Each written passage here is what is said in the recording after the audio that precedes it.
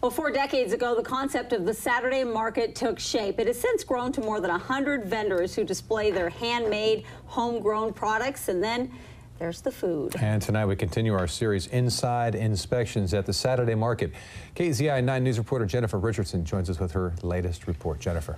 Well, we've gone along on inspections of food trucks, the University of Oregon Greek System, and a pool and spa. Like you just heard, this time we hit up the Saturday Market. You have all likely headed to the park blocks to check it out, but you might not know all it takes to keep this community staple safe. Saturdays in Eugene are filled with color, creativity, and an occasional drum circle. The Saturday Market comes with fresh-picked produce, local entertainment, topped off with a little something sweet. But offering up these delicacies is difficult. The challenge, I think, for week to week is that you have to have, you can't use your product a lot of times the next day.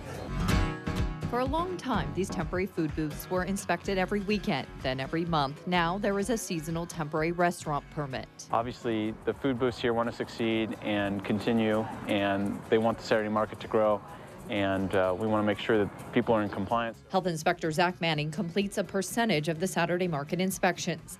The Lane County Department of Environmental Health only oversees the food area. The produce is monitored by the Oregon Department of Agriculture. Manning says he hasn't encountered anything very bad here, but as he travels to other similar markets, there have been some issues. Vendors from out of state, out of county, they're in remote locations, so if they forget something, it's not like they can initially drive back the 4 hours to grab something. So at that point, we really have to work with people. Sometimes we have to close them and let them go home. We followed Manning as he inspected 2 temporary food booths. The first, Edible Improv. Hey, any changes to the menu? Well, I added this gluten-free flour. Okay. It's been serving up crepes, cookies, and espresso for 25 years. A lot of the same rules apply for these booths that apply to restaurants and mobile food trucks. Food must be hot and cold held at certain temperatures. The biggest thing Zach will be looking for when he checks these food booths is hand washing. It's different here. They don't have sinks, so they have to use buckets. Well, this is something we always check for too, is when we see a bucket that has some extra water in it, that's the way we know people are washing their hands. When we see a dry bucket, we go, hey, what's going on? And since there's no place for a fridge, ingredients are kept on ice in coolers. They're a little warm, but then again, they just put it on ice. So what I'll do is I'll come back and I'll check the temp again. Items must be at or below 41 degrees, and a thermometer should be displayed. It's a constant challenge that they face and we face. So that's one thing I will tell Dave, is hopefully try to tape something to the top side. And another challenge, there's no dishwasher. Instead of a dishwasher, they can have a wash, rinse, and a sanitize. So instead of having that dishwasher or 3-compartment sink that's plumbed, again, they have the same general usage right here, but it's just a little bit more rustic. All in all, the booth checked out. The thermometers and the coolers. That's really the only thing I would add. Try to duct tape it to the top side.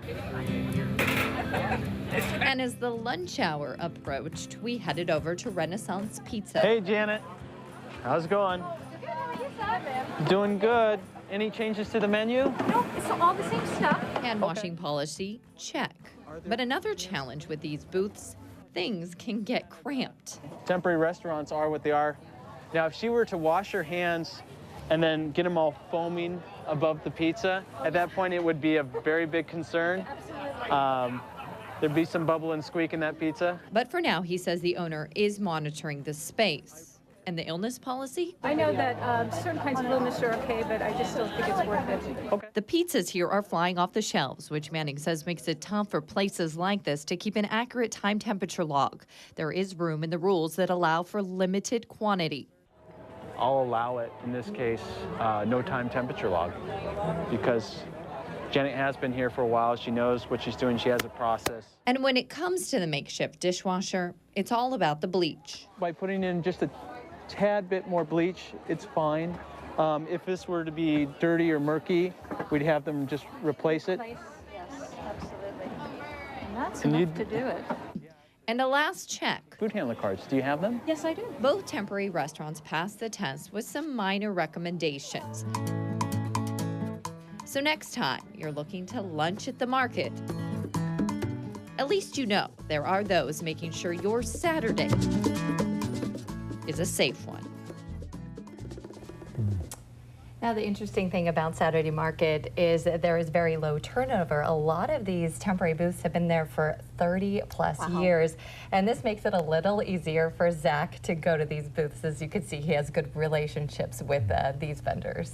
Certainly after that piece, I'm hungry. For more reports. And I know you're not done yet. You've been continuing your Yes, series. I'm not done. We wrapped up in Lane County. We're actually going to go to Benton County, where we have a very interesting report. We went along on the first inspection of a very large undertaking for the health department. They got a grant to look for dangerous chemicals in parts of the homes. We won't tell you where, so you'll have to stick around and see where that is. All right, look forward to that. Yeah. Thank you so much.